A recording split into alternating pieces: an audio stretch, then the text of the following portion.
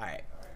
Yo, what's going on, everybody? It's your boy Colinies here, back today for episode 1 of my new podcast called The Player's Perspective, featuring my boy BestNess. Thank you so much, my man Spencer, for being the first guest of the podcast. How you doing today? Yeah, no problem. I'm doing great, man. I actually don't know your real name. I think you told me once, but It's Colin. Wait, what the? Yeah. So the reason I made my tag Colonies is because I actually just wanted people to call me Colin, but I didn't want to just make my tag Colin. So I was like, if I make it Colonies, like they'll probably just end up calling me Colin because it's just like one syllable shorter. You know what I mean? I can't believe I didn't put 2 and 2 together. Colonies is a good tag. Thank you. You want to know how I got the tag actually? Somebody, in order to get into somebody's Modern Warfare 3 clan on Xbox, they told me I had to make a new gamer tag that looked like Leet. So I used to be Colin 92441, and I guess that wasn't cool enough.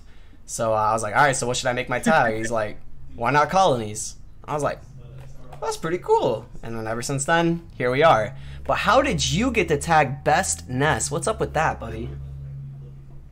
Flip it on to me. Yeah. Well, I was 15. I was 15 years old, right? So I was just like right on, kid, almost adult kind of thing. Mm-hmm. Went to my very first Smash tournament.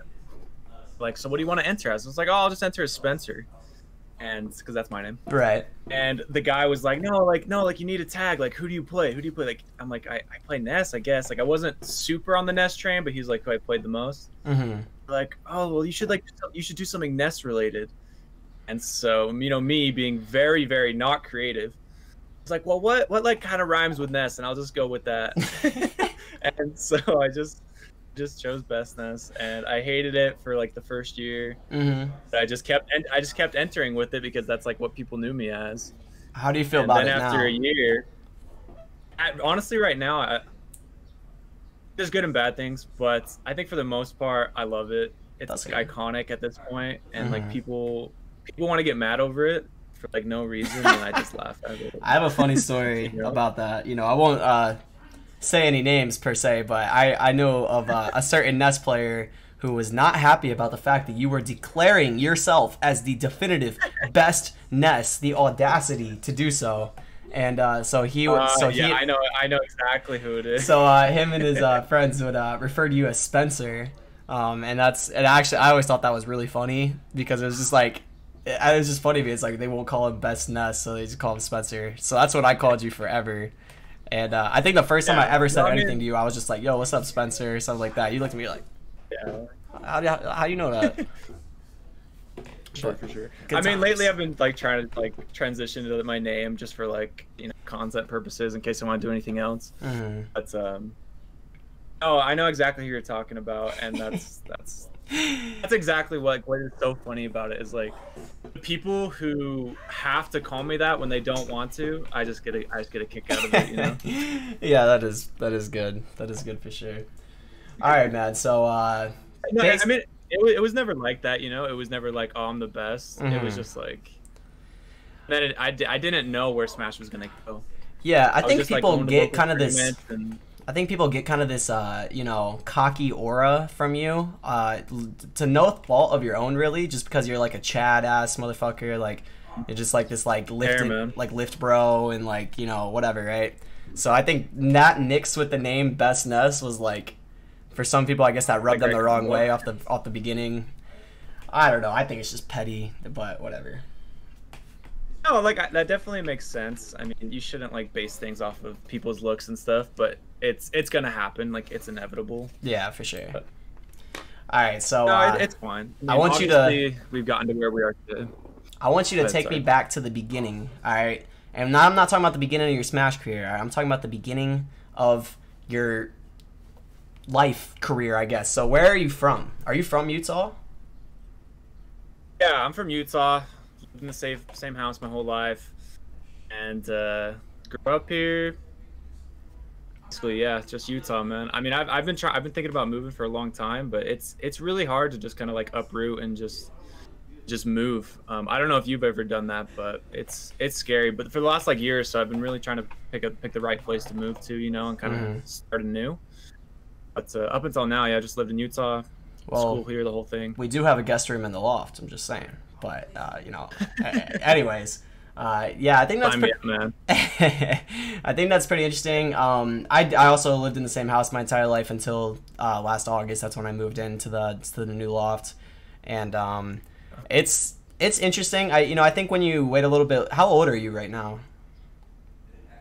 22. Okay, 22. So yeah, I think the older you get, like the more well adjusted you are into, kind of being more independent. So I think it's an easier transition at that point. But yeah, I'm curious. So growing up in Utah, where did your competitive roots really start? Did you play sports growing up? I'm guessing you probably did, but Yeah, I played sports. I got really into sports around ninth grade, and I played basketball, and that was like literally all I wanted to do. And I had practice before school, you had practice after school, and then I'd go home and I'd like shoot in the driveway, like all of those cliches, like that was me. Video games were like the farthest thing on my mind. It was basketball and girls. Yeah. and that was it. And then I don't really know like where that turned to Smash. Well, I have a question. Yeah, would you say that you were a talented kid in sports? No, not at all. Like I didn't grow into my body until like my senior year of high school. I was lanky. I was really skinny. I wasn't super coordinated, and just the fact that I played so much, like I was able to to like play on the team and stuff, but I was like never super comfortable with my body, and like I was uncoordinated, but I was able to still play on the team. And then like literally like the day I graduated high school, I like went to play basketball and I was just like dunking it, and like it just felt so good. I was like, damn man, like I grew into my body just a little bit. That's actually tragic. I felt kind of the same way because I was really overweight my entire time in high school, and I didn't start losing weight until senior year. So it was like right at the end of my senior year, I was like, I remember the first time I worked out since I had lost weight, because I did not work out at all when I lost weight. It was pure diet, crash diet, like unhealthy as fuck, just trying to look better. And I remember me and my friends played basketball. I was like, wait, I suddenly have all this stamina and I'm a little quick, and like, oh damn, like wait a second. And it was just a little too late. But don't worry, because we have Super Smash Bros. So go ahead and tell me, where did you discover Super Smash Bros? I'm very curious about this, because if you didn't play games growing up as a kid, where did this come from? I mean, like we had Smash in the house. Like it wasn't like that, My brothers played. We would play like once a month, like when my cousin came over or something like that. But it wasn't. I never thought about tournaments or competitive or anything like that. I think like a lot of people, it was just a friend of a friend. And we were all playing together one day. It was right when Smash Forward came out, and we were all just playing together one day. And they're like, "Dude, we should go to this tournament." And I went, and I did like surprisingly well. I think I got like third or something out of like 50. Interesting. And then I was like, "Oh, I'm gonna leave," And this was fun. Like, yeah, maybe I'll do it again sometime. Like right as I was leaving, they're like, "Dude, like don't forget your money." And I was like, "Whoa, what money? Word? Yeah, word." And it was only like $15, but like when I think I was 17 at the time, like money for playing video games, like that's the dream. Dude, back when I used to win money from tournaments when I was like in high school, it was amazing, because like let's say you get $300, like it felt like you had $300 to spend on whatever you want. Like nowadays you get money and it's like, all right, well, where does this fit into my like all my bills and everything like that? Back then, I remember I won $300 from a tournament, and and the Nintendo Switch came out the next day, and I spent all $300. Just I went from net worth of 300 to 0 in one day and didn't care at all. Like it's crazy. Yeah, definitely can't do that anymore. Definitely kind of gotta throw some in savings, throw some in bills. Invest, upgrade your stream. Oh Think about streaming, man. I'm always upgrading something. It's like an addiction, the best dude. And worst, best and worst thing about streaming. Because that first stream, when you have like that new piece of equipment or that new whatever, right, like new idea or anything, it's a great feeling to do something refreshing. But it's like you always gotta try to one up yourself constantly. But don't worry, we will get into streaming later. I'm very curious about that as well. But Sure. All right, so your first tournament, you got third. You made $15, but you didn't really think much of it. Where did the change in mentality come? Because I feel like for a lot of people, that first tournament, it's just like you go into it and you're like, all right, I'm not a smasher, I'm not a competitive gamer, But, you know, I'm willing to check this out. Like, this is cool. So where did your mentality start to transition into, like, wait a second, this might be, like, something for me? And it was pretty quick, and, like, I know I probably did better than most people at their first tournament. I just started thinking about it, like, that whole week. I'm like, okay, so I got $15 for third. Like, why did I lose to these people? Because everyone at their first tournament, you know, you think you're the best player in the world. And it just made me so angry. I'm like, why did I lose to these people? Because I didn't understand, like, you know, the game at a deeper level. Like, if you want to get into, like, neutral or anything like that, like, I didn't understand. I was just so mad. I was like, why did I lose? Yeah. And so that just kind of, like, drove me back to a tournament. Just kind of learned more.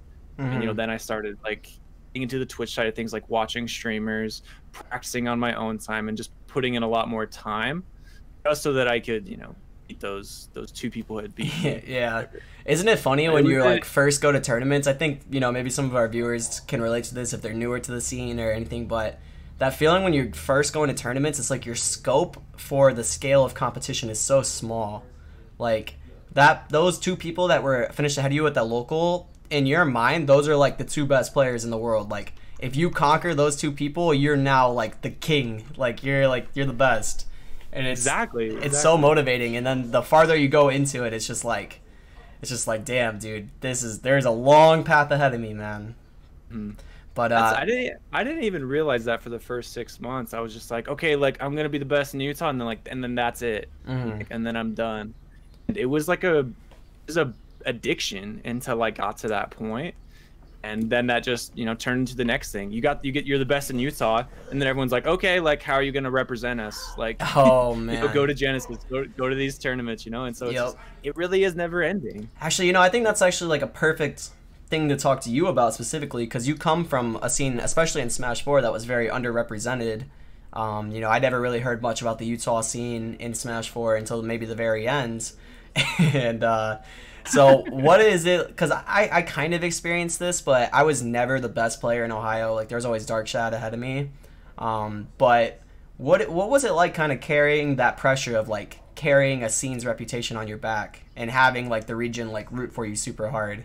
Because it can be a lot of pressure. At the beginning, I'll be honest, it sucked at the beginning. Like, my first out-of-state tournament, we'd get a road trip together and drive 10 hours. I would absolutely flop. Like, I would just get destroyed. Oh, yeah, like, me other too. Utah people would place better than me, and then there was, like, this whole argument, like, oh, like, he's not actually the best. He just beats everyone in Utah. The Facebook just groups made me so mad. Yeah, the Facebook groups. Dude, man. people do not know, like, Facebook groups used to be what Twitter is now.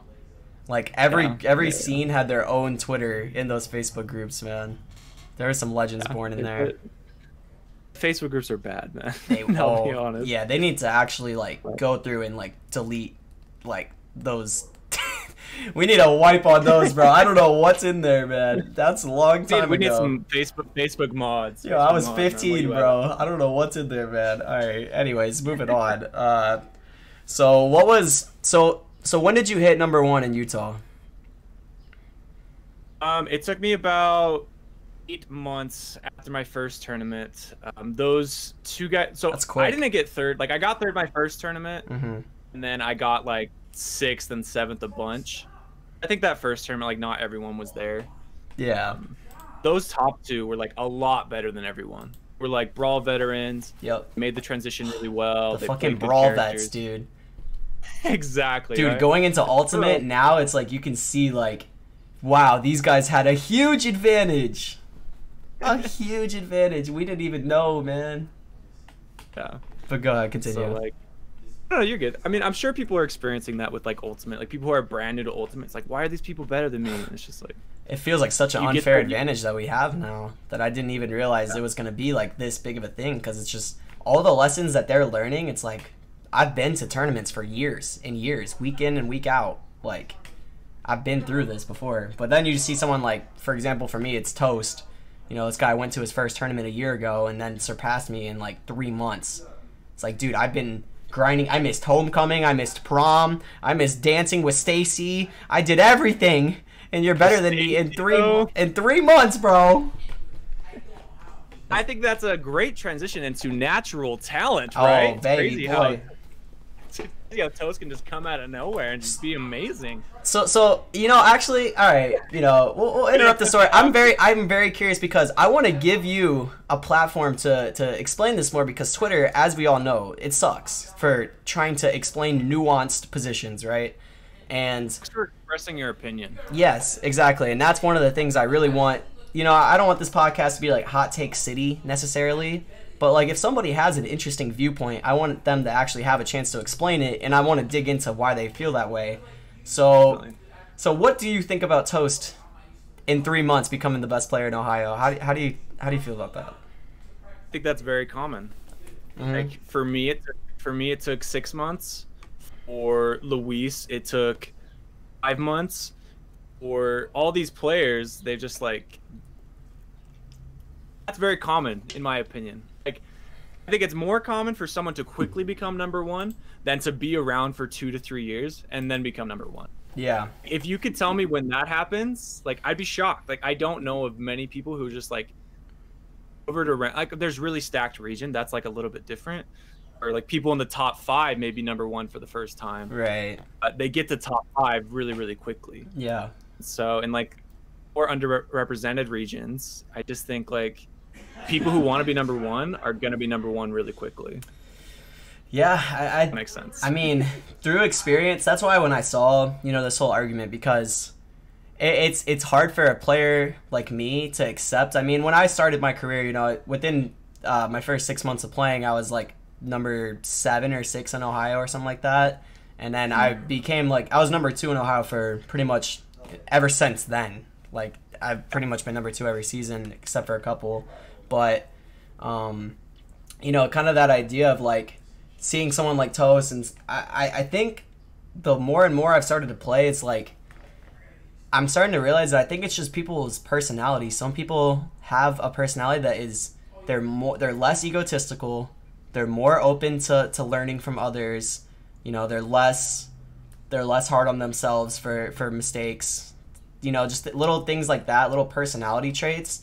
Those things can be changed over time, and you can work on that. But it's a lot harder to, like, start in a place that is not conducive of good results and get to a place where you can get good results. Then, like, a lot of people just come in, and that's how they kind of already are from the jump. And, I think that is kind of a good way to... I think that's where a lot of talent comes from. Because I think a problem that people have with the talent argument is they think it's like this superpower or something, or it's something that can't be identified easily, but there is parts of it that you can identify and understand. The thing that really upset me about the whole thing is, like, people wanted to, like, turn it into a couple of things, but mainly, like, they wanted to say, like, it's a genetics thing. Like, I never, like, said anything about, like, genetics, like, you're born with it or you're not. Like, there are things you can learn. And the other thing, too, is people wanted to say, like, oh, it was a hard work versus talent thing. I think, like, everyone in the top 50, obviously, like, you have to put in some work to get there. Mm-hmm. What I was basically saying is, like, I know there's people who have worked harder than me, aren't better than me. Yeah. And so I was just trying to, like, kind of worded it very poorly. I will admit that. Mm-hmm. I was just trying to find, like, some explanation to, why those people who work harder aren't better than me, or in some cases, like, anywhere close. Yeah. Makes sense? Yeah, for sure. Like, it's a harsh reality, but it's like anything in life, like, in being a doctor or being a professional athlete or being a gamer. Twitter doesn't like harsh realities, right? I know, right? I know that. But to be the top 50 in the world in anything, it's just like there's a lot that goes into that. Mm-hmm. It's not just something that you could say, oh, I'm going to do this, and it's necessarily just going to happen. I think harsh reality, I know. I think it's interesting because there's certain rules in life, and there's exceptions to the rule, but just because those exceptions to the rule exist doesn't mean that the rule is totally wrong.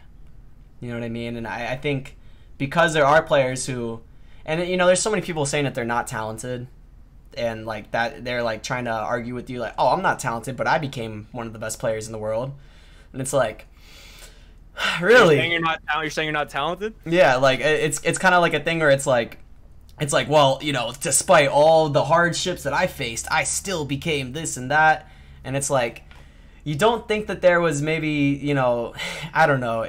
It's hard to say because talent is a weird word. It's very hard to like pinpoint exactly what it means. But I do think it was very unfair the way that like people kind of characterized what you were saying. They twisted what you said and kind of made it to fit their own agenda, and then we're trying to like slam dunk you for it.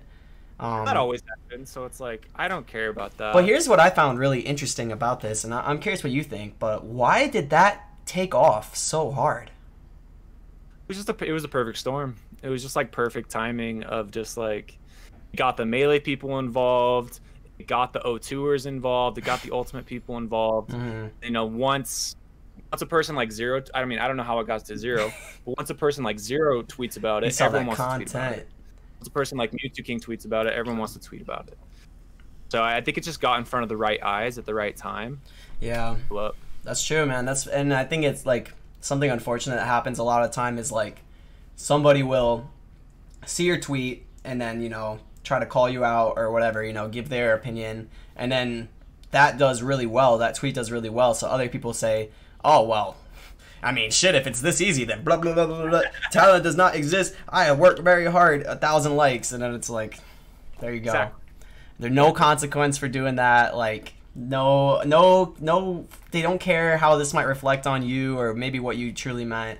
And that just is a problem I have with Twitter in general, but I don't think you took it too harshly, you know.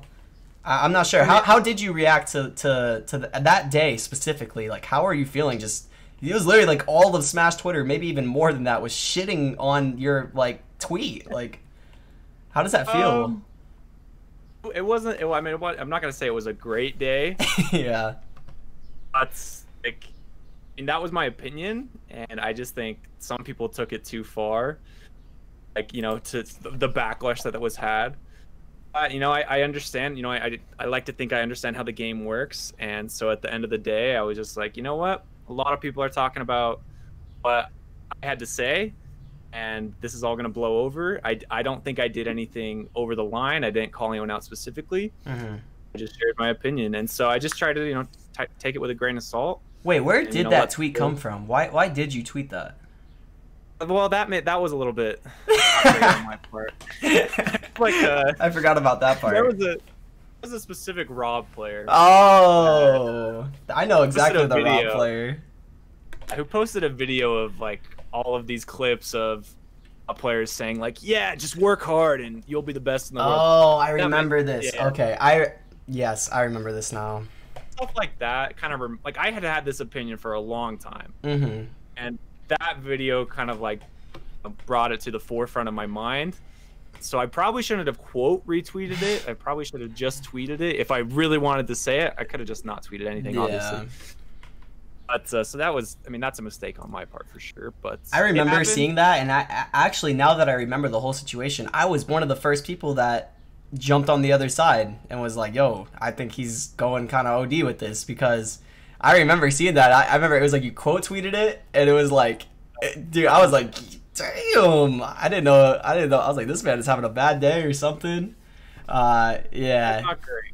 That's not great. It happens, man. It happens. Twitter is just like, sometimes it's hard to just know how things are gonna reflect, because how many times have you picked up your phone and just had a thought and just tweet, and then just like, you know, you didn't really think about it too hard. It's just send tweet. It's too late, and then it's too late, you know. Yeah.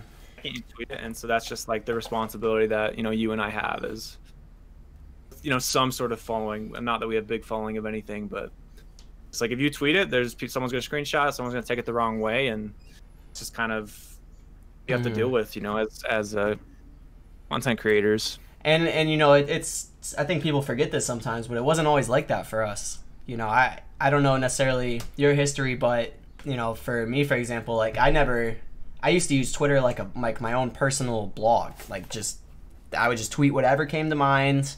You know, I'd reply to people. I would just say anything. I didn't give a fuck. You know, I didn't care. And then all of a sudden, like, I remember when I had first started moving into the old loft, and it was like, I had to talk with Sylvanas. He's like, yo, do you like care about your brand? Like, are you gonna try to grow your brand? And I was like, oh, yeah, man, I'm growing my brand. Oh, yeah. And he's like, all right, well, you need to reevaluate how you use social media, because this is your diary, and it needs to become, like, something other than that. And it can be, you know, in that transition period, because your stream, I mean, you haven't been streaming that long, right? Like maybe a little over a year. Yeah, and I just kind of didn't really take it super seriously with Smash 4, obviously. And even the first year of Ultimate, I was like, oh, I want to travel, and I got addicted to the travel and the competition. So my stream really suffered because of that. I wouldn't say until like beginning of this year, like my New Year's resolution was like, dude, like stream is more important. You know, take it more seriously. Stream every day, have a schedule, do interesting things. Yeah, all that kind of stuff came together. And obviously, it was perfect timing because, you know, then with quarantine coming, like this is all people I guess have, is because we don't have those traveling and those experiences anymore. That has been how has that been for you? Like, how do you? Because I know for me personally, it's like, listen, I love tournaments. You know, I love traveling. I love doing the whole thing, right? But I also hate it, and I hate all of it. I hate tournaments. I love tournaments, and I hate tournaments. I hate losing. I hate spending all the money to go there. I hate traveling. I hate sitting in the car, driving for multiple hours, sitting on planes, my knees banging into the back of metal chairs, and, you know, whatever, my bag getting lost, or, you know, all of it. I hate sleeping on people's hotel room floors with 8 grown men stuffed into a one room. You know, I love Smash, but, like, you know, the last few months I've been waking up, sitting in my room, turning on my stream, and just talking, and it's been a lot of fun. Like, how do you compare, like, the amount of joy streaming has brought you since quarantine compared to, like, tournaments before that? I mean, I think in a perfect world, you're able to find that balance of both, because I think too much of either is not good. But, you know, definitely towards before all this started happening, I really did not like traveling. Just like you said, like, go to everything, it was just so stressful. It'd mess up your sleep schedule. You couldn't go to the gym. Your health would suffer, and your bank account would suffer, just, you know, because you're buying all this food on the way, you're buying tickets, you're paying hotel, right? It's just like endless, right? Yes. And the transition for me has been like, it's opened up a lot of doors just in these few months where I've been focusing on it. It's grown a lot, on Twitter, on Twitch, on YouTube. And so, you know, I'm just at this point now, I feel a lot better about my stance in the Smash community and like what I could do that will actually benefit me. Before it was like, okay, like, are you going to win this major? If you don't, like, nothing's going to happen. Yeah. And I just think that's like, it's like, are you going to win? If you win this regional, like, it's not really going to matter. Yeah. Like, you get the money, but then, you know, like a month of food and gas goes by, and yeah. Exactly. Yeah. Definitely. So I mean, I hope to find the balance when tournaments come back, or if I'm not able to, then I'll just move on from tournaments and just stream, you know? Yeah, I've been feeling pretty similar too, and it's interesting because when tournaments do come back, because, you know, recently, you know, there's been locals happening. I actually had a local happen like 20 minutes from my house yesterday, or like 2 days ago or something. Damn. And we have as well. You know, to me, I'm like thinking to myself, like, obviously, you know, I'm not ready to go to locals or anything yet. But I was thinking, when am I going to be ready? Because even, let's say 6 months from now, you know, am I going to want to, on a Tuesday night, you know, instead of turning on my stream, am I going to want to go and play in a local? And if I win, then, you know, I get $100, and that's cool. And if I lose, then it's like the topic for the next week of the Ohio Smash Facebook group. And like, like, or do I just want to sit home and stream and grow my stream and have a good time and whatever, right? So it's been something that's been on my mind a lot recently, but at the same time, I don't know if I'm ready to give up on the dream. And that's kind of something I wanted to ask you as well, is like, what are your goals? What were your goals when you first started taking Smash seriously, and how has that evolved? When I first started taking it seriously? Yeah, like, you know, through the years, how, you know, what are some goals that you've had? I mean, obviously the first goal was, you know, to be first in Utah. And then I achieved that, and it kind of just moved on to like, okay, it's like you're best in Utah, you know, try to be the best in the region, you know, fight these Schroders, these JKs of Smash 4. Oh my god. That was kind of the next Dude, step. JK was so hard to fight, dude. Terrible, man. He was so flipping good. Honestly, he was. Yeah, like, that was the thing about the Bayos, is like, yeah, they were carried, but damn, they were good too. They practiced. Like, they didn't Yeah, mess up. they were having Like, super fun hard. and they were practicing. Yeah. This was Crazy, hard. right? Imagine. Yeah. But anyways, and then for a long time it was PGR, and I never hit that goal in Smash 4, for one reason or another. Hmm. Ness had some pretty bad matchups. Cloud coming out did not help because Oh everyone had a yeah, pocket Cloud. Cloud That was just tough for a lot of characters. Cloud, Corrin, and Mewtwo all just shit on Ness so hard, and I was Yeah. just like, okay. And everyone played him, right? DLC. Hmm. And then when Ultimate came out, it was just the main goal. Not for my life or anything, but for Smash was just make PGR and see what that will do for you and see how it will feel. And then when I did, it was just like, How did it feel? I don't feel anything. Like, I was just like, I was 43rd, but it's like, oh yeah, I choked game 5 against Sora. That would have pushed me up like 10 spots. I choked these C tiers that probably could have pushed me up a couple spots. So it was just like, it wasn't enough. Especially being like the low 40s, high 40s, whatever I was, I don't care. It's just like this isn't enough because that you can do better. Yeah. And that kind of turned into these online tournaments that I'm sorry, I don't need to keep going. Say something. I'll just say something real quick. I think it's kind of it's interesting that you said that you didn't really feel anything when you got PGR. As a longtime PGR aspiring player, out here, Mr. I don't mean to put you down. I mean, it's like it's gonna feel different for everyone. No, but I think it's actually really important to say because I think it's interesting. I think a lot of players. I've been thinking about this a lot recently. It's like what is gonna give us that feeling of meaning of spending time and it being worth it. And if you're making PGR is something that it's very self-focused, right? It's something that you accomplish yourself, and that's good. But in my life, I've noticed that achievements that benefit only me are nice in the moment, but they wear off quickly, right? But the kind of stuff that has brought me a lot of long-term happiness has been things that I do for others, or helping others, or something that's more beneficial to something bigger than me.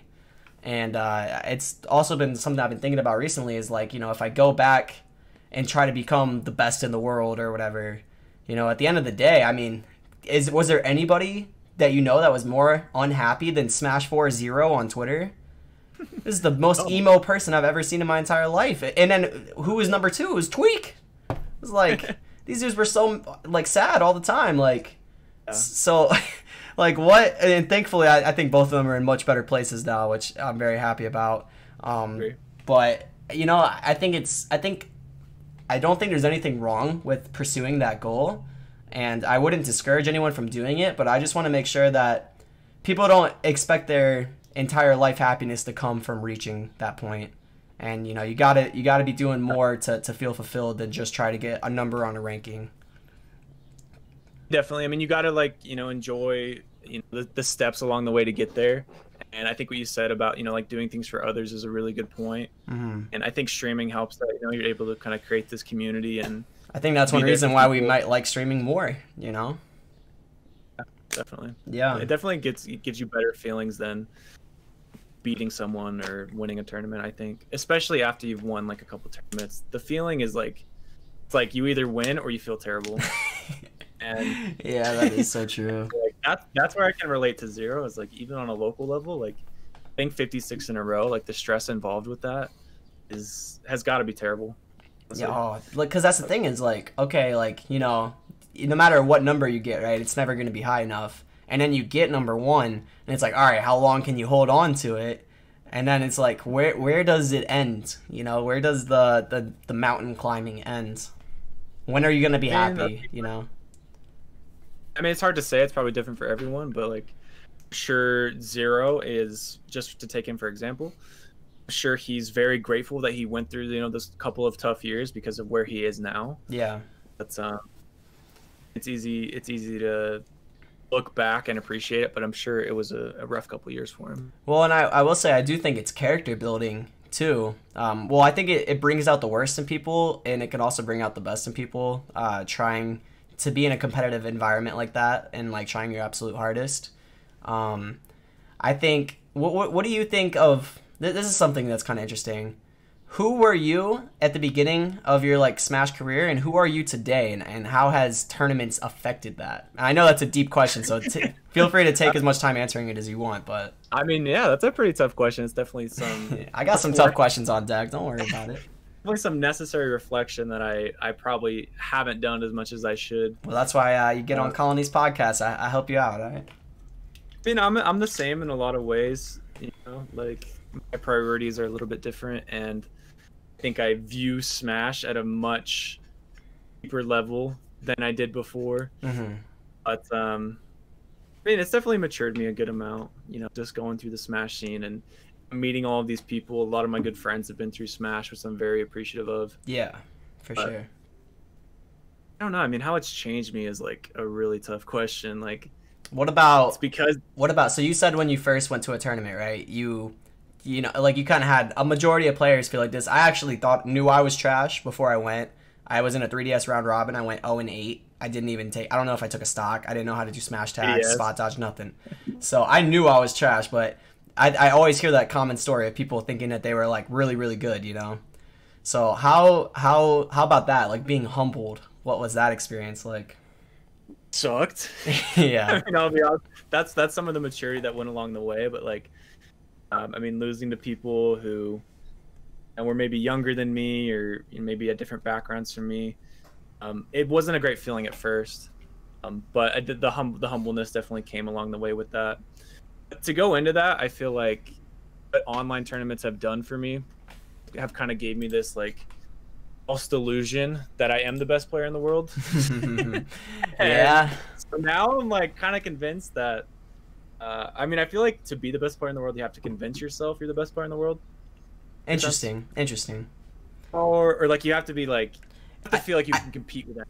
I agree with that. I just think it has to come from the right place.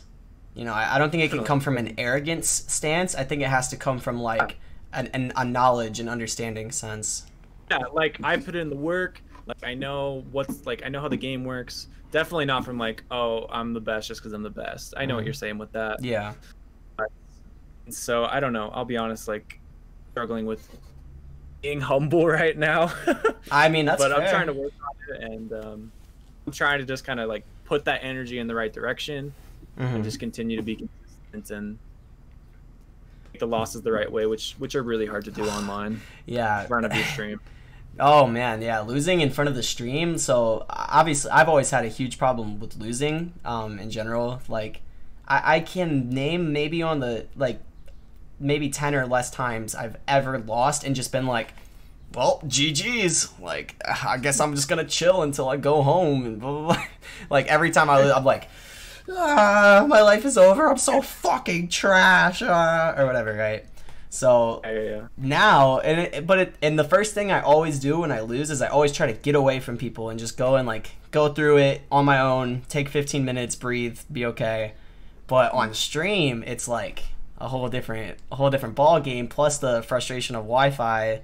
I think for you, I mean, you've been winning, so like that helps. Like doesn't feel like enough wins though. That's the thing. Yeah. That's the thing. When it comes back to it's like it's never enough. That's true. I win one event and I don't feel that much because it's just like, okay, well, what am I gonna win next? Dude, you won the fucking box, bro. That's crazy. I know. You actually won that shit. How did that feel? Felt like the PGR, man. I like need to definitely my own problem is I need to learn to enjoy moments a little bit more. Mm-hmm. It's just like the second it ended, it's just like I know people are gonna invalidate this, and like there's a tournament next week. It's like, am I gonna win that one? And it's just like, yeah, this bad mindset that happens. But it didn't feel like I won an 8,000 man tournament. Mm-hmm. Well, I guess there's two kind of interesting thoughts I have after that. Well, how did it feel when that direct deposit hit your bank account? And that felt really good. There you go. Okay, that's good. And then that felt insane. And then B, I think it's kind of interesting. So I've thought about this before. I've never really talked to anyone about this, but a lot of times in order to get into like your best competitive mindset and like play your best, you kind of have to go into that like Zen-like state where you don't care about things, right? And the unfortunate side effect of getting to that place, I think this is why Leo rarely ever pops off, is because he's just so calm and he's just so focused that like you don't even feel excited when you win. You're just like you're like, I closed the deal. I did what I was supposed to do. Like, all right. And it's kind of weird to me because it was the first time it was like hitting that zone. The first time I ever hit that zone and really like won a big tournament. I was like happy, but I was like, damn, where's the emotion? Where's my H-box pop off? Like kissing the ground. Like, where is it, man? I don't feel it. Something I can definitely relate to. Yeah. And I guess in one way I've changed is like probably the first year of tournaments I would get really, really like visibly angry, and I kind of saw, you know, people like Leo or these other examples, and you know, I've been trying to kind of implement that calm style into my gameplay. And that's why, I don't know if you've seen this, but a lot of people like comment on when I play I just have no facial reaction. I have been noticing that recently. Like, isn't great for the stream, but like at majors and any term, like just no facial reaction, anything happens. Because I'm like trying to, you know, imitate, you know, those people like Leo. Well, you never want to get too high and then you never get too low at the same time. It's like a balance, you know. Exactly. Yeah. But how do you balance that with the stream? That is interesting because I used to mute my mic when I played in tournament sets because I always find I play a lot worse when I talk, and having the temptation to talk when I get frustrated is like really hard for me. But over time I realized I'm like, this is like hurting the value, like the entertainment value of my matches a lot. So I kind of had to make that sacrifice. I'm like, all right, I'm gonna have the mic on, and you know, over time it's like I've made a little more sacrifices towards content rather than, you know, trying my hardest. How have you been balancing those two things, because they do work in direct opposition with each other a lot? Well, it's tough. Like sometimes, you know, I'll let the salt run through me, you know, because people love watching salt. Then there's kind of like a thin line you have to walk. It's like you can't call anyone out. You can't like. There's a difference between entertaining and genuine. Like, they don't want to see us actually mad. Exactly. They want to see us funny mad. They want to catch W, but they don't want to like, you know, they don't want to like mock at us. You know what I'm saying? Hey. Oh, all right, streamer. All right, streamer. You like that? You like that? I see you. I raised you a pog you. No, I know what you're saying. Like, it's hard to balance it, and I've been trying to do it. But what I've also learned is like, I have to figure out what's worth it, because if you win, that solves everything. Yep, that is 100% true. Day, yeah. If I win the whole tournament, I'm gonna have the viewers, I'm gonna have the support, and then we can talk about it after. Yep, that is very true. That is very true. Dude, you ever have a good ass tournament run and you like put your all into it, and then afterwards you're like, yeah, all right, it's done, and then you just get no subs. Yeah, dude, that happened to me in Collision. I was like having the run of my life. I'm like, yo, I'm playing nasty today. I had hella viewers. Everyone in the chat's like, yo, Colin is going off today. And then after I lost, I was just sitting there and I'm like, all right, yeah, man, like that was a great tournament. That was a great stream, you know. All right. Thanks for the follow. Yeah. Okay. I was like, God damn it. Thanks for the 10 bits, man. And I made $0 too. I got 17th in the box, made $0. Got 13th in Collision, made $0. And I'm like, oh, God damn, I'm about to go do DoorDash, man. Fuck. Yeah, you've been doing that? No, but I was close. I was close. But luckily, things have been turning around. You know what I'm saying? I mean, not a great feeling, but I think with streaming, it's like, I mean, you can't control our lovely communities. And some days you're going to have insane days, and some days you're going to have really slow days, no matter what happens. Of course. I mean, yeah, I've had days where, like, you know, I've had weeks where I'll make more in one day and then an entire week of streaming. And it's kind of weird. It makes you realize that you really do have to learn how to stream without caring about the money, which is a lot harder than people may anticipate when this is like your job, you know, because you want to feel like you're clocking in and doing something every day. It is interesting because, you know, with gifted subs on Twitch and that whole culture, it's just very unpredictable to know like how successful a month is going to go, and it can be really tough on your mentality. If you have a great month one month and then you think that like it's going to keep going, you know what I mean? Like you're like, oh, sky's the limit, man. Like shit, like if he did it this month, is someone else going to do it next month? Like, ooh, let's go. And then the next month you're like, okay, it's been 7 days, and I've lost like 700 subs. Okay, and you know, we're coming back, but yeah, it's tough. How do you mentally deal with losing subs? I try not to think about it. Like even lately, I've tried to like not even have the count on the stream that much. That's nice.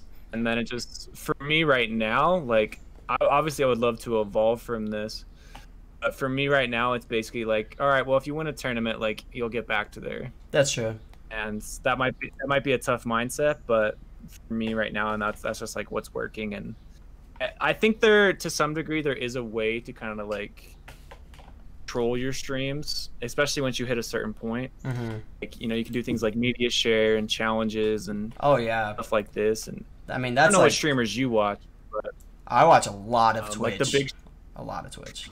Me too, and I do too. Basically, just like to learn. Yeah. But a lot of the big streamers, like, I feel like they have found a way to kind of like control their consistency when it comes to subs and donations and all that stuff. Basically, make the inconsistency consistent in their own way. Exactly. Yeah. Exactly. I think. I just think you have to get that. Go ahead. Sorry. I think growth. One thing I've learned about Twitch for sure, and like content in general, is growth. Well, honestly, everything in life, really, but growth is exponential. Like, once you start breaking through certain ceilings, it's like it's easy for like growth to snowball super hard. Like, let's say you start hitting 100 average viewers. Well, then it's a lot easier to go from 100 to 200 than it was to go from 50 to 100. You know, and just from there it keeps going. It keeps snowballing up. So that's one thing I think that hopefully that gives a lot of content creators hope. But also, you know, just in Smash, it's the same way. The more you understand about the game, the easier it is to understand more complex concepts, and it just keeps going forward like that. So that's kind of what I hold on to a lot to help me a lot. And once you start making a certain amount of money where you're able to make a living and not have to be like super worried about that, it's also a lot easier to learn how to stream to enjoy it and enjoy your job. And once you realize that, like, yo, wait, this is my job, then you're like, oh wait, this is sick. This is fucking sick. I mean, I think if you're having fun and you're doing well, I think people will notice the fun, and it just gets easier from there. 100%. Just I think it's just hitting that one benchmark. Well, I don't want to say one benchmark, but hitting those few benchmarks to kind of just be like, you know what, like I'm doing this and this is a lot of fun and it's opened up a lot of doors and I can do all these things. I can make YouTube videos, I can take risks, I can do merch. It's just like there's so many, you know, avenues you can take with the what am I trying to say? World that we are in. That is esports. Oh yeah, that is what's streamer world. That is what's crazy is I don't know how you feel about this, but sometimes I wonder, like, are we the lucky ones who are getting in early? Like are we getting in early enough? Because there's the super lucky ones that got in like dumb early, you know what I mean? Yeah. And that's always gonna be great. But like I feel like we're still pretty early. Like early enough to where it just seems like there's a lot of prosperity to go around still. And then with Twitch it just keeps growing, and one thing I really love about Twitch is how it keeps expanding into new territories. So like you can literally just, you know, back in the day on Twitch, you weren't even allowed to stream and not play games. And now you can just, there's people making a great living just by having their webcam on and talking. You know what I mean? And I think it's just crazy. It's like, it shows how much the world is changing, and that you can just make a living off of doing that, you know? And a lot of people are able to do it. I definitely think we're really lucky. But at the same time, it's like, you do have to put a lot of work in to grow it into something that's like really, really big. For sure. That's the only way I can work it. And it's like I feel like there's RNG involved too, which is tough. Yeah, definitely. 100%. But you know, if you get to a certain point, you can watch TikToks for a living, so that's cool. But Dream. Yo, do you ever react to shit on stream? You ever react? I mean, I try to. I don't think I'm as much of a personality as I need to be. I think I need to tap into my personality a little bit more. You gotta start reacting harder. Yeah. Even if it's, you know, faking it a little bit until I'm used to it. Or I'm so jealous of those people that have like a zero laugh, or like just like a super infectious laugh. Like if you have that, you can just react to stuff, and it's so so entertaining. It's true, so true. All right, so one thing I wanted to ask you about, because I do think you have a unique perspective. We've been sorta in that same realm before, but you kind of mentioned it. How do you feel about, you know, Wi-Fi tournament results and what they mean for like your progress as a player potentially? You know, because other people are going to invalidate it, of course, because it's Wi-Fi, but what do you think of your results? Like, you know, is it a mixed bag of Wi-Fi? Is it Ness? Is it you? Is it a little bit of all of those things? Like, what's going on here? Yeah, I mean, I think the biggest thing about it is, and then some people are starting to realize this, is just at the beginning it was really hard to take it seriously. And I feel like I was one of the first people to kind of jump on and be like, hey, like they're throwing thousands of dollars at this. Yeah. Gonna make the streams bigger. And Get to sit in your room and play in tournaments. Exactly. Like, I love that. It's gonna snowball into all this thing. And they're like, the big tournaments are gonna have the same viewership as majors. So, like that's gonna lead like doors open to like sponsorships and all this stuff. So I really feel like I was one of the first, you know, people to focus on that. And obviously I'd streamed a lot, so I felt pretty comfortable with online Ness. And it just kind of went from there. And then I just started like seeing who was doing well. I'm like, okay, like who do I have to focus on beating? Like I have to beat Sonics, I have to beat Tweak if he enters them, you know, and stuff like that. I really think that was the biggest thing, is just like I'm gonna take it the most seriously. Yeah, I think people are catching to that. I think that's like, you know, that's a big thing, is like you can tell who's been taking it serious and who hasn't. And I'm curious, how much do you think that's going to matter when offline comes back? Because I feel like there's a lot of players right now, you know, that are taking 6 to 8 month vacations, you know, and it's like, I get it. Wi-Fi sucks, you know, we don't like it. But are you telling me that you're sitting there and you're practicing movement? You're telling me you're thinking about the game 24/7, or are you just playing melee net play? Like, what are you gonna do? You gonna enter the mango, or like, what the fuck? What are you doing? Yeah, I think some people will be able to handle that type of break, and then maybe, you know, practice hella hard for a month and come back fine. Yeah, I definitely think it will hurt some people.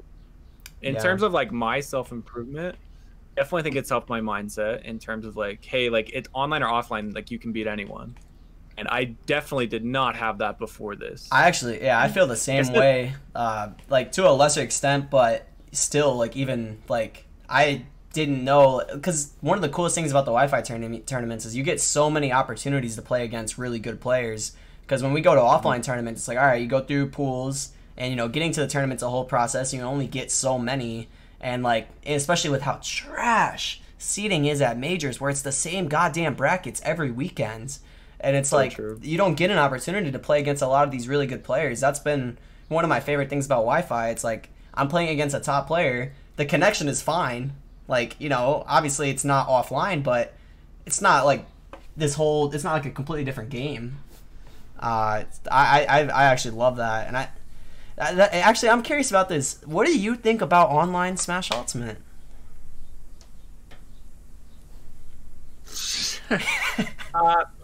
Well, obviously, I mean, the first thing I want to say is I think it could be better. Of course, definitely. I think, you know, we've been on the Nintendo train for a long time, so I also think it's not that much of a surprise that they didn't do anything about it.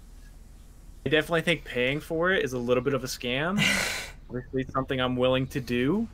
Yeah. If I'm paying for it, I wish it was a little bit nicer. Yeah. I mean, I would be dumb to say I hate it more than anything because of, you know, what it's brought to me and opportunities it's brought to me, but people are still playing. So at the end of the day, it's like, really hate it that bad. What do you think about the Wi-Fi community? That's because we've seen, I think this has been one of the most interesting things. We have seen a rise of some new stars in the scene, including one of my favorite players and personalities in the Smash Ultimate community, the one, the only, the legendary Epic Gabriel. You know what, and of course my man Sonics as well. What do you think of the Wi-Fi community kind of having their time to shine? How do you think they've handled the spotlight? Good for the most part. I don't know. I feel like you're trying to have a trick question, but I don't have a strong opinion on it. I feel like, I mean, I haven't seen anything, like Sonic's timing out. Like, I don't have anything against that. Right. Wrath timing out. I don't mean, like, that's fine. They're trying to win. Sonic. I know people are really, really upset about that. Yeah, people are trying to win. I definitely think Gabe is kind of similar to me. He's one of the people who, all things considered, he's taking it seriously, and the last few events that's like really started to show. Yeah, and I've been dude. I'm last night, play, did you watch that grand? Yeah, I mean, beat my ass last night. Yeah, and then he him adapting against Meister, like that awful matchup.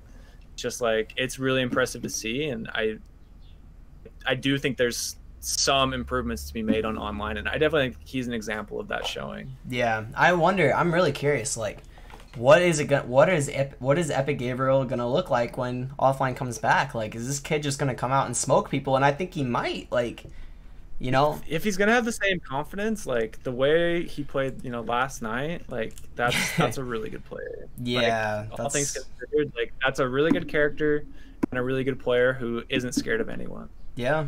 And that's a really, really scary thing. It is. Online, they're on the big stage. He's playing against Tweak. He's playing against Leo. Like, is he going to beat them? Mm-hmm. I don't know. Crowd rooting against him and everything. Like, that's a whole thing for sure. It's definitely possible. But I think, there may be some growing pains for the Wi-Fi players if they start attending offline more seriously. But I think, once they get used to it, I mean, I think these dudes are showing a lot of potential, and I think a lot of people ignore the reality that a majority of top players from the game come from Wi-Fi. I think it's been I think it's been very rare to see someone just come out of nowhere without being in the Wi-Fi scene first. There's Light is a good example. Like, there's some players like him, maybe Mars too. I'm not sure if he ever played Wi-Fi much, but like, a majority of these people either started in Brawl or early Smash 4 Wi-Fi, and they became some of the best players in the world. So I'm curious. Now, when it comes to Sonic offline is a good character. But I severely wonder how much his advantage is going to wane as we go back to. I don't know how to say it, but like, that first you're walking here. It's like, if I can react to what you're doing, then what the fuck are you gonna do to me, man? Like, what? I don't know. We'll see. I think it depends on how committed he is, to the timeout strat. I think that's a real thing, but I think also, I mean, Ken does really well. I don't see him timing out anyone. Mm-hmm. So I'm not saying Sonic is a better player than Ken. I think if we're just talking about Sonic, potential is there. I think so too. So is Sonic's gonna take this like newfound confidence and willingness to play super campy. I'm not even gonna say lame, just super campy. Yeah. I don't think his potential is as high as Gabe's. I think it's there to a degree. I've never seen him at a real event, so I don't know. Yeah, I mean, the kid is good. He's really good, but I also think one potential side effect of this Wi-Fi time too is like people learning these matchups versus these Wi-Fi characters super hard. Like, everybody's been playing against this Wi-Fi Sonic, and if you've been taking it serious trying to beat it, like, you learn that matchup, and we go to offline and it's like Goku taking off the training weights. Like, I don't know how that's gonna affect him. You know what I want to see so bad? I just want that first major, whether it's like Frostbite 2021 or something. I want the Wi-Fi crew battle, the Wi-Fi gods versus the non-Wi-Fi god crew battle. That would be so hype. You would definitely be on the Wi-Fi god team. Yeah, definitely. We'd probably get bodied. Maybe, like, I don't know. Offline? It's Leo, Tweak, Sam, and Mars. Like, all right, like, yeah. I mean, that might be a little much, but maybe it'd be like the people that never entered Wi-Fi tourneys, like Light and like people like that. Fair enough. I think that would be pretty interesting. Light in Japan. Okay. I think we always... Go ahead. Another question I want to ask you was, with Corona and everything, obviously we've been gone from the game for a while now, and how, like, what do you think about the return of Smash? I know this is a kind of a hard question, and it's a touchy subject. I understand that, but like, do you think it's gonna have to wait till there's a vaccine? Do you think we're gonna like eventually have to bite the bullet? Like, when mean, does that, because I feel like everybody just keeps getting pushed back, right? It was like, okay, it'll die down in the summer and then it'll spike again in the fall and we'll figure it out from there. But when we went into this, I was fully convinced that I was going to be going to tournaments again in the summer. Like, I did not think that Evo and SmashCon and all this was going to be canceled. So I'm just wondering, like, if this vaccine takes longer than we think, like, is there going to be no majors for a year and a half? But, like, I mean, that's a really political question. And you don't have to get into it ideology-wise much, but, I get it's a tough question. I know, but... I wish I was a little bit more educated on the subject. I'll be honest. That's on me. Yeah. I mean, I would... Like I said, it's just kind of me shooting in the dark. Like, I hope we're close to a vaccine. Do I know the science is behind that? No, I don't know shit. Yeah, me neither. But, I was expecting, like, SmashCon to happen. Like, I'm kind of on the same page as you. It, got canceled, like, pretty recently. I was like, well, I mean, that makes sense. Yeah. Think about, like, those events and just how many people were... How many unhealthy, unsanitary people were in one venue. It's like... I don't blame them. I don't blame them at all. Like, I'm not mad about it. You were at Frostbite, right? Yeah, speaking of Frostbite, that was like... You think there's any chance that we all did not get COVID-19 that weekend? Like... I think I had Genesis. I got super sick at Genesis. Yeah, like, I got super sick after Frostbite. And I'm like... After, like... Because, it was only a few weeks after that it went from, like, okay, we know about coronavirus, and it became global pandemic. Everything is locked down.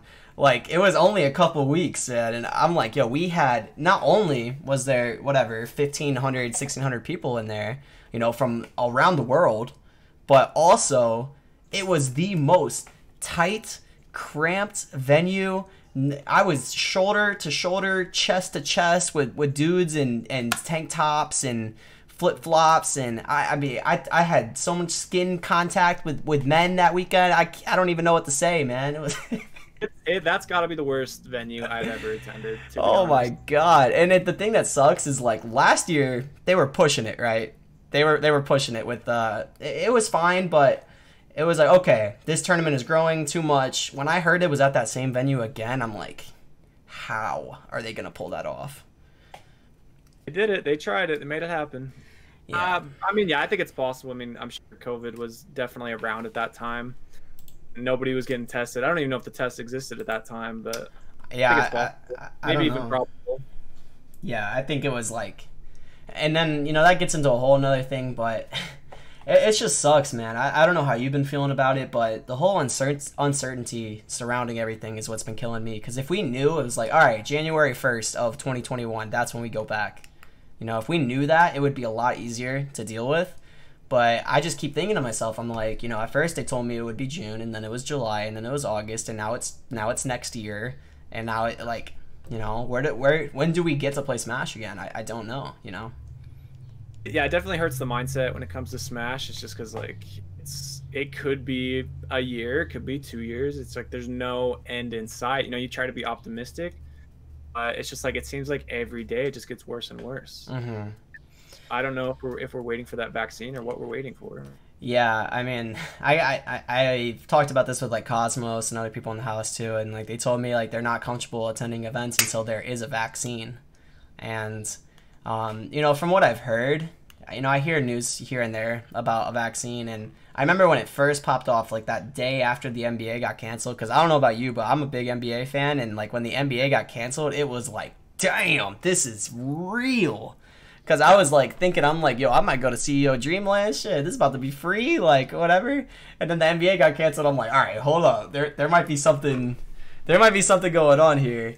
And, yeah, I remember reading there was, like, a vaccine that they, like, were developing, but it would be, like, a year of testing. Because obviously, there's got to do clinical trials and understand the side effects of that. And, what if the side effects are long-term? I don't know how that works. I would like somebody that knows more about that to help me understand it. But I don't know, man. It's been discouraging because for the last couple months, I mean, I don't think I practiced Smash off-stream. I live in a house with 4 Smash players.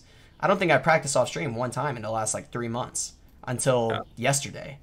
And I just was like, I gotta practice because I can't take this anymore. Like, I can't just sit here and not care. Like, it was nice to not care for a little bit, but I can only handle not caring so much longer. And you're really lucky because, like, think about you lived in a house with those people and you still weren't doing it. It's like, I don't. And so it's like, I'm really not playing on, like, I don't have opportunities to play online. Yeah. Like, I'm not at all. I'm not even thinking about it because I'm just like, well, why am I playing offline if there's going to be an online tournament tonight? It's like, it'd be a bad way to look at it. I need to kind of get over that. Yeah, no. That was the main reason was, like, me and Cosmos were playing in online tournaments 24/7, and I would always ask him, like, yo, like, you trying to play? And he's like, there's no point because we're about to play online. Like, I don't want to screw it up. And I'm just like, that's the Pound 2020 online champion, you know? What am I going to say? Like get that bag, brother. Like, damn. But, yeah, I don't know. I just was wondering how you felt as someone who's kind of in, like, a similar position, like, because it's been hard to deal with that reality recently, I feel like. All right, so we've been going for about an hour. I guess if there's one more thing I really want to ask you, I got to think of it now. But this has definitely been a really interesting conversation, and I'm glad we got to talk. And I honestly would be down to do it again sometime. It's a little tough right now. We're doing this in the Nairo Keitaro Power Hour. My stream has been grueling because I watch these, but I'm like, this is the most entertaining stream ever. And I'm just supposed to compete with this. This is impossible. But, shout out to everyone that's been watching us tonight. I appreciate that. I hope you guys have enjoyed the conversation if there's any kind of feedback you got. But I guess really the last thing I want to ask is what are, like, in a year from now, let's say we get to go back to tournaments. Let's say Frostbite 2021 is the first major that we get to go back to, right? In a year from now, with the balance of the stream and the game, like, realistically, where do you think you're going to be at? There's a difference between where I think I'm going to be at and where I hope I'm going to be at. I agree with that. I mean, I hope I still feel as confident with the game as I do right now, and maybe even more so. But I think with the first tournament back, whenever that is, even if it's in, like, 2 years from now, I think with just how much time I put into the game and, how much I'm probably going to continue to put into the game, I feel like I would kind of owe it to myself to attend that event. Mm-hmm. Even with all the pressure behind it, it's like, yo, like, this guy was really good online, but he's going to flop because that's what people want to see. Yeah. And so there would just be a lot of pressure on it, but I just feel like I would owe it to myself to go to it. In terms of that, it's like, how exciting is that first tournament going to be, dude? Oh. It's gonna be crazy. Just imagine sitting down at that. Just imagine going to your pool and just hearing, like, BestNess checking in. Like, you hear, like, oh, I can't wait to just play offline. I like, as much as it's easy to shit on, like, tournaments, right? Because it can be, like, just terrible sometimes. It's also, like, the best thing ever at the exact same time. I do agree with that. I think it's definitely, like you said, it's gonna be exciting to see just all the players who improved, just, like, what's different, who fell off. At the same time, we're gonna have, like, 4 new characters, and we're probably gonna have no idea, like, what they do. Jesus, really. Man. Might play, like, some elite smash min-mins. Actually, about that guy who's just labbing min hours. Cosmos is maining min apparently, so he says he gets the exact same feeling that he had when he first saw Corrin. Like, that's how he feels about min. So whenever anyone says that, I just have serious doubt. Yeah. If he does, good for him. I have serious doubt. Well, you actually kind of reminded me of a couple last things I wanted to ask you about, okay? And one is, I feel like, everybody is always so hyped for DLC, and I've always felt like I was on the outside looking in on this because I cannot help but feel that when I see new DLC characters, I just get scared that they might ruin the game. And I don't know if that's just Bayo trauma or what, or even, I hated Ryu, I hated Cloud, I hated Bayo. Joker is tough. I don't hate him, but he's tough. Byleth is annoying as hell. I don't care what no one says. All right, I don't like the distance demon. Banjo online is elite, and I'm just scared. Like, if 2B comes in this game, there's no way that she's just gonna be fun and balanced. Like, so how do you feel about DLC? Because my roommates, when I talk to them about it, they just full steam ahead. They want the characters to be broken. They want new mains. They want, like, all the. I'm just like, first of all, you main Pikachu and Inkling. Like, how you gonna? Anyways, whatever. But pretty far away from that. I mean, I did have a tweet about this where it's like, from a content side of things, I woke up early. I tried really, really hard. I'm like, I'm gonna be excited about this direct, and whatever this character has to offer, I'm gonna be excited. Knowing it was an ARMS character, like I do want to be excited. It just wasn't there. Like maybe I'm just not in touch with my emotions enough, because I'm saying this a lot, but I just didn't feel anything. Like, I was like, yeah, maybe just too happy with our characters. I don't know, but it's like, I'm gonna try to play her, I guess, but I'm sure, like, I don't think I'll put a lot of time into her. Yeah, me neither. And like, you know, I don't know. I've never had a DLC character that came out and was like, oh, this is my new main. Like, this is who I want to play now. And I think the closest thing to that was Joker, but, you know, it's like, it's hard when these well, one thing I don't like is I don't like it when a new DLC character comes out and everybody and their mom is playing them at the same time.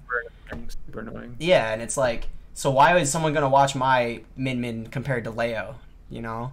So I always just feel like lost in that week. You know what I mean? I'm like, what do I even do? Because I'm not going to play Min. And, you know, I don't know. It's just weird. So I'm going to try hard against everybody playing the new character, I guess. But, yeah, I just, maybe, I think the only character, okay, I guess, what is one character that would get you hype? Steve. Steve gang? Unironically. I mean, listen, man, I'm a Minecraft supporter. My viewers will tell you, all right? I fuck with some Minecraft. Like, when I think about it, I'm like, yeah, it's a possibility. But when then I look at the game, like, I'm looking at the character roster right now, I'm like, I can't see it. I really want it. But I just, like, I can't see him, like, fitting in. I can't see him moving in the game. You know what I'm saying? I'm just so curious, what the hell would this man do, bro? Like, he would have a sword? That would be hard. Like, what if his recovery is, like, him, like, stacking, like, the dirt? Like, you get, like, 5 dirt blocks or something. Or, like, you just, like... Because they could go down quick, you know? You can do it quick in Minecraft. And, you know, you got the sword. You got... Maybe he could go under the stage or something. I don't fucking know, but... I think the thing with me in DLC is, like, I just want to be surprised. And I feel like... the most part, like, Joker was super cool because he was a surprise. Dude, I don't know. Like, I wish, like... So, after Joker... I'm one of those people that went and played Persona 5 after Joker being in Smash. Like, I didn't even really know Persona existed before that. And it turned out to be, you know, like, one of my favorite games of all time. And if I could go back in time and, like, see Joker... I can only imagine how that reveal felt as, like, a big fan. And I'm just sad to say that I don't think there's any... character. I mean, I wanted Skull Kid and, you know, Assist Trophy Boys. And I really want Master Chief. I would get very hyped for Master Chief, but is it likely? I don't know.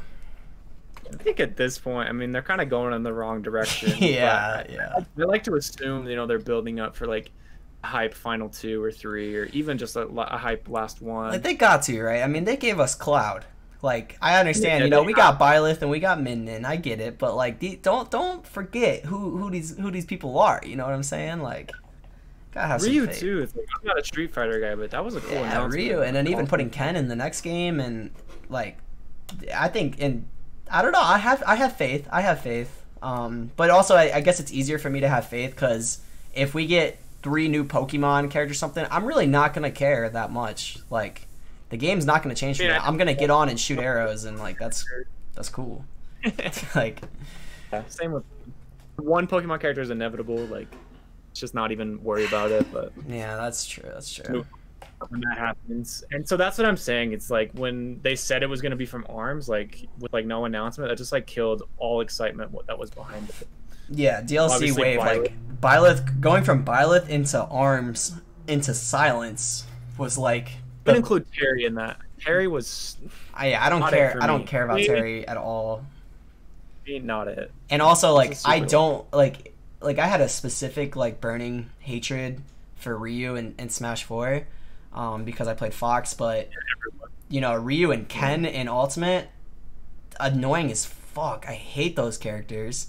And when I saw that they're adding a 3rd fighting game character, and then I saw he had like a meter kind of mechanic, but instead of it even being a meter, it's just when he gets, like, when you're losing, you win.